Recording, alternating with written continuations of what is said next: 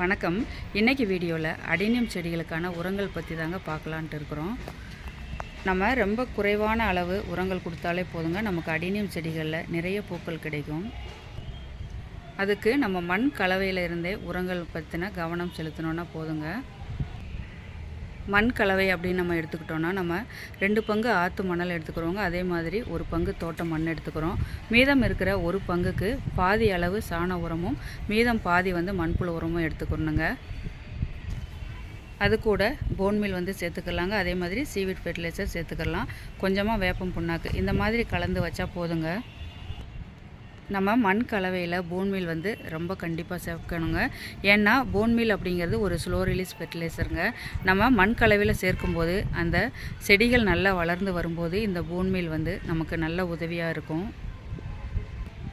அதனால் போன்மீல் அடினியம் செடிகள் வச்சுருக்கிறவங்க கண்டிப்பாக போன்மீல் வாங்கி வச்சுட்டு பயன்படுத்தி பாருங்கள். ரொம்ப நல்ல ரிசல்ட் இருக்கும்.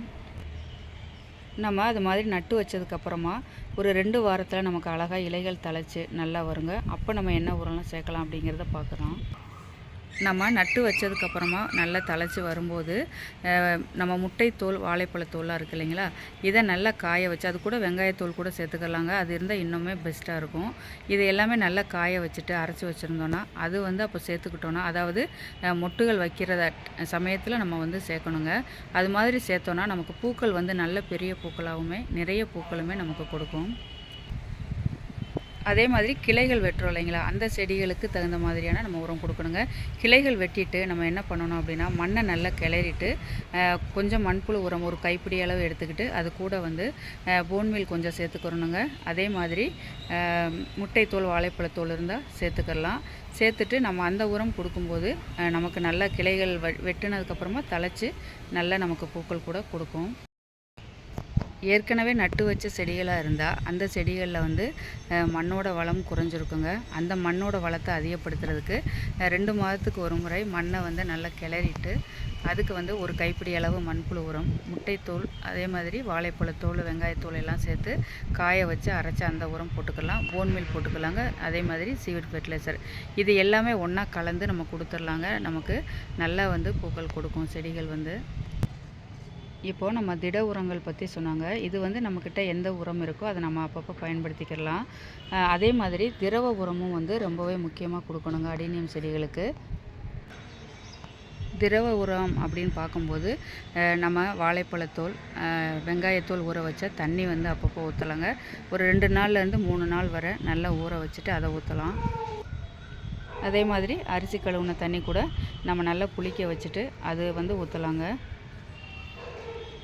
அது இல்லாமல் மீன் அமிலம் மாதத்துக்கு ஒரு முறை ஊற்றுனோன்னா நமக்கு செடிகள் மண்ணோட வளத்தை அதிகப்படுத்தி நல்ல புத்துணர்ச்சியோடய நல்லாவே இருக்குங்க. உரங்கள் அப்படின்னு மட்டும் இல்லைங்க, அடினியம் செடிகளில் இலைகள் ரொம்பவே டல்லாக இருக்கும். ஒரு நேரம் அந்த மாதிரி இருக்கும். அந்த மாதிரி நிறம் மாறி அப்படி இருந்ததுன்னா எப்சம் சால்ட் 1 லிட்டருக்கு ஒரு ஸ்பூன் அளவு எப்சம் சால்ட் எடுத்து நல்லா தண்ணியில் கரைச்சிட்டு அதை இலைகளில் ஸ்ப்ரே பண்ணலாங்க. அதே மாதிரி மண்ணுக்கும் கூட ஊற்றலாம்.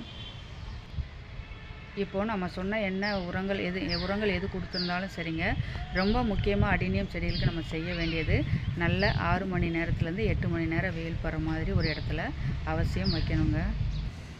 அதே மாதிரி அப்பப்போ அடினியம் செடிகளுக்கு கிளைகள் வெட்டி வளர்க்கணுங்க. அது மாதிரி கிளைகள் வெட்டி வளர்க்கும்போது நமக்கு பெரிய செடிகளாக வரும்போது நிறைய கிளைகள் வச்சு நிறைய பூக்கள் கொடுக்குங்க.